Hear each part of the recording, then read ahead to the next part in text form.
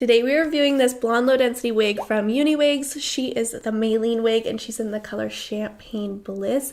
She's also 18 inches long, so it's perfect for a wig. If you're looking for a wig for everyday type of wear, she's definitely the perfect wig for that because she's not too long, she's not too dense. She's 130% density, which is perfect for putting behind your ears. You guys can see she has these little clips on the inside. That's why it just scoops. She's not like laid down or anything. I didn't use any glue. You can see there's still some lace, but because she has these clips on the inside, it just goes right along my ear, and she's so low in density that it doesn't bulk up my ear, doesn't push my ear forward.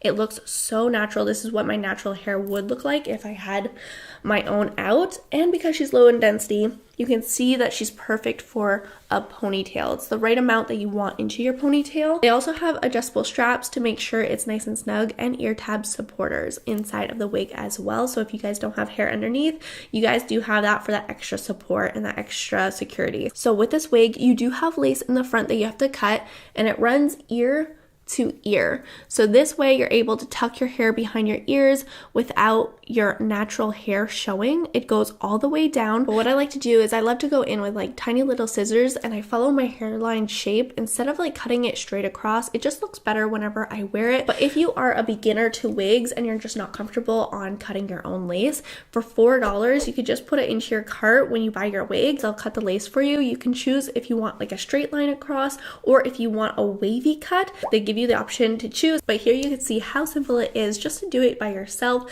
The lace front seamlessly blends with your natural hairline, which just looks so realistic and gives an undetectable finish. And these knots onto this wig are lightly bleached, but if you ask me, they look really good. Like, I don't see any of those dots. What lightly bleached means is like they bleach where those little dots are onto a wig that makes your wig noticeable and like people can tell that you're wearing a wig. But if you ask me, like, they did such a good job that I don't really see them. But I'm going to show you guys how easy it is to conceal and hide these knots even more. They sent me over their knots eraser tape, and I love these things. I'm going to show you how fun they are, and they just like do an amazing job. So you're going to want to take the tape and just measure the parting area. So that's about here.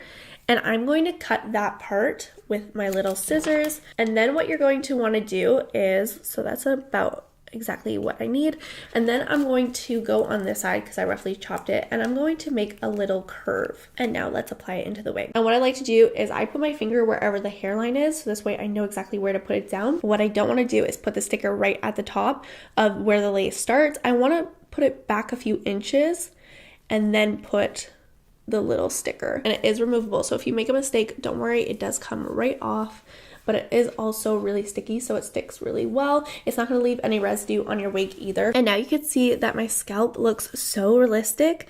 It has like this white kind of line in the middle now that looks like an actual scalp, and it doesn't look fake or powdery or anything like that. You can even take it a step further and put a little bit of concealer here so you can hide exactly where that tape starts and where it ends. But I don't know, this looks so good that I don't really want to mess around with it. I love how realistic this looks. Like, it looks like, let me just go closer. That's amazing. So because it says that this wig is Remy human hair, we're going to put it to the test, and we're going to use a little bit of heat on it and see how well it does with a curl. Because I've brushed it out a few times, you could see that this curl kind of just like disappeared. Oh, it says that it's ready. It did a little ding. So what we're going to do is I'm going to take this side of the hair, and I'm going to actually turn this here because I want it to go outward. I'm going to put it all the way to the bottom, and I'm not good at curling my hair, so I need one of these guys, these little gadgets. And we're just gonna wait there until it dings again. That's gonna let me know that the hair is ready and perfect, and we're gonna see how the curl turns out. There you go. So I've tried this curling iron on so many synthetic wigs. I'm telling you, I've tried, and none of them have worked. You can tell that this is really Remy human hair, and it takes the curl so well. Waiting for that ding. There you go.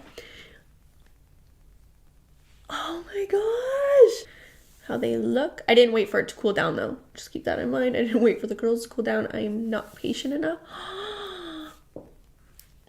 That's so pretty. Okay, so we can see that this wig takes heat very well, as it should, because it is Remy human hair. If you guys want this wig, I'll leave it in the description box down below. I'll leave the link to this exact one. I love you guys, and I'll see you guys in the next. Bye guys!